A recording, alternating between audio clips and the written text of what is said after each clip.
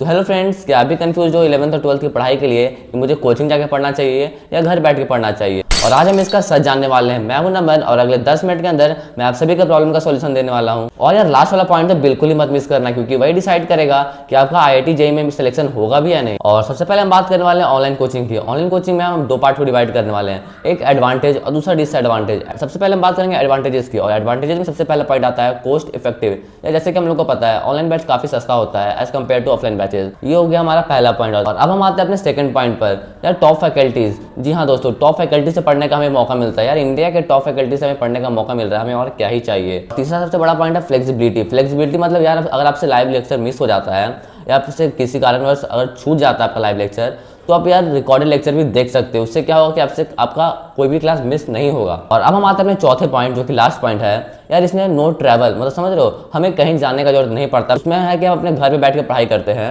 और उसमें ट्रैवल नहीं करना पड़ता है। 1 से 2 घंटा हमारा बर्बाद नहीं होता है। यार बहुत सारे ऑफलाइन कोचिंग में ये क्या होता है कि ट्रैवल करना पड़ता है, तो ट्रैवल करने से हमारा 1 से 2 घंटा डेली का वेस्ट हो जाता है। और अब हम आते हैं अपने डिसएडवांटेजेस पे। ऑनलाइन क्लासेस के डिसएडवांटेजेस क्या क्या है?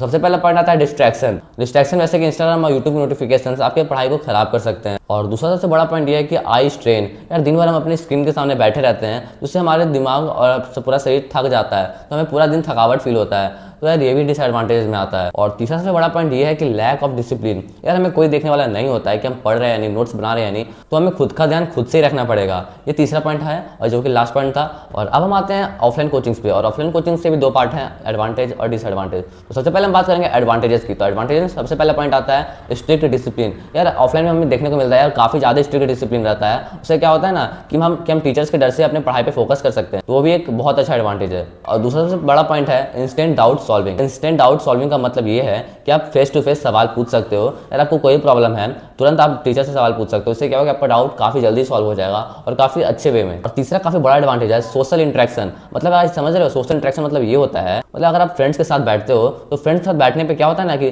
कंपटीशन वाली फीलिंग आती है। यार वो मेरे से आगे है, यार वो मेरे साथ जा कैसे सकता है, मतलब उसको पीछे करने के पीछे में लगे रहते हो।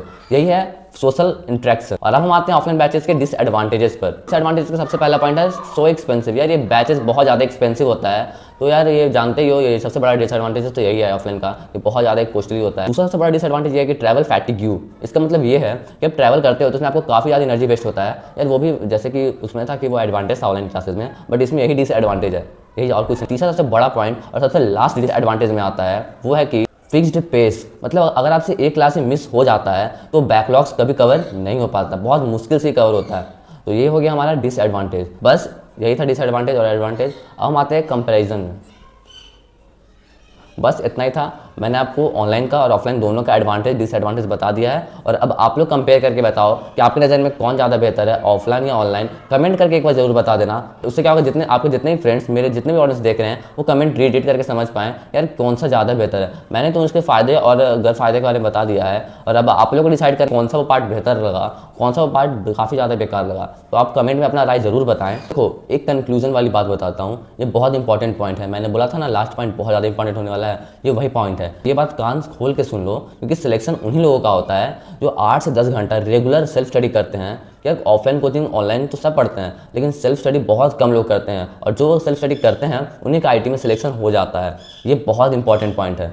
और इसीलिए मैं 730 दिन का चैलेंज स्टार्ट किया हूँ, क्योंकि मैं जानता हूँ कंसिस्टेंसी, सेल्फ स्टडी सब कुछ है। तो वही 730 दिन की सीरीज में मैं आपको हर वो चीज़ दिखाने वाला हूँ जो आपके लिए बहुत ज़्यादा इंपॉर्टेंट रोल प्ले करता है। अगर आप 730 दिन की सीरीज पर नहीं जानते हो, डिस्क्रिप्शन में वीडियो डाल दूंगा, उसका आप लोग जाकर जरूर देख लेना। लेकिन मेरा एक सजेशन ये भी है, अगर आपका बजट कम है तो आप ऑनलाइन बैचेस तो खरीदना ही, उसी के साथ साथ एक लाइब्रेरी भी जरूर सिलेक्ट कर लेना। लाइब्रेरी लेने से क्या होगा ना, अगर आप लाइब्रेरी जाते हो तो वहाँ भी आपको एक माहौल दिखेगा पढ़ाई का, तो उस माहौल में भी आप रह के पढ़ सकते हो। ये भी एक बहुत अच्छा पॉइंट है। मेरे हर एक बात को अच्छे से एनालाइज करो और समझो कि मैं क्या कहना चाह रहा हूँ। और आपको अभी भी किसी टॉपिक से रिलेटेड प्रॉब्लम है, कोई भी चीज़ से रिलेटेड, कोई भी टॉपिक से रिलेटेड, और मैं उस कमेंट को रीड करके उस टॉपिक पर जल्दी वीडियो लेके आ जाऊँगा। तो बस आज के लिए इतना ही, तो मिलता है नए वीडियो, तब तक के लिए बाय।